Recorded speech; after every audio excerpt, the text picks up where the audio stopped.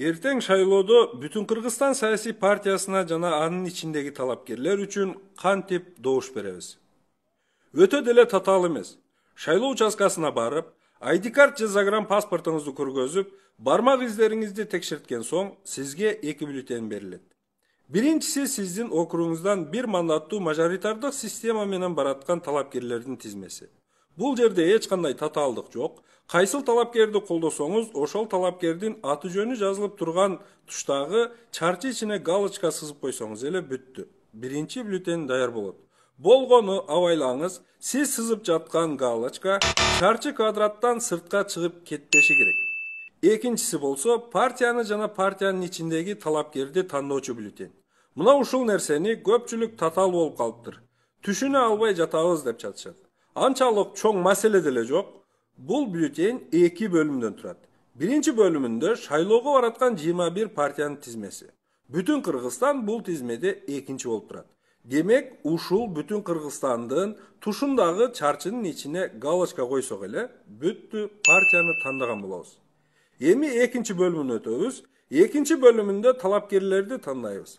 Бул жерде алардын катар сандары гана. Кайсыл талапкердин катар саны канчанча экенин кабинага киргенге чейин тактап алыңыз. Мисалы, партия лидери Адахан Кимсанбаевич Мадумаровдун катар саны биринчи. Сиз эгер биринчи чарчы ичине галочка койгон болсоңуз, демек Мадумаровду шайлаган болосуз.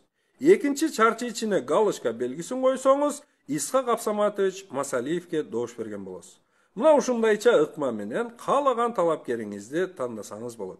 Эң акыркы 54-чү чарчы ичине белгилесеңиз, Акыл Казакович Айтбаевке добуш берген болосуз. Болгону абайлаңыз, партияны тандоодо дагы, талапкерди тандоодо дагы бирден гана чарчы ичине белги коюу керек. Эгерде биринчи чарчыга белги коюп, анан эң акыркы 54-тү деле белгилеп кое берейин, бир ок менен 2 коен атып десеңиз, анда сиз эң чоң жаңылган болосуз. Сиздин добушуңуз күйүп кетет. Сиз бирөөсүнө дагы добуш бере албаган болуп каласыз. Белгилеп бүткөн соң, 2 бюллетенди дагы жазуусун ылдый каратып, үкөккө алып барасыз дагы ошол бойдон салышыңыз керек. Жазуусун жогору каратпаңыз, анткени жогору жактан кимдир бирөө сиз кимге добуш бергениңизди көрүп калышы мүмкүн. Купуялуулук толук сакталыш үчүн сөзсүз жазуусун ылдый каратып алып барыңыз. Ошондо эч ким көрө албайт сиз кимди белгилегениңизди. Болду, ушинтип оңой эле сиз бүтүн Кыргызстан партиясына добуш берип, ыйман, мыйзам, тазалык менен өлкөбүзгө темирдей тартип орносуна опол тодой салым коштуңуз.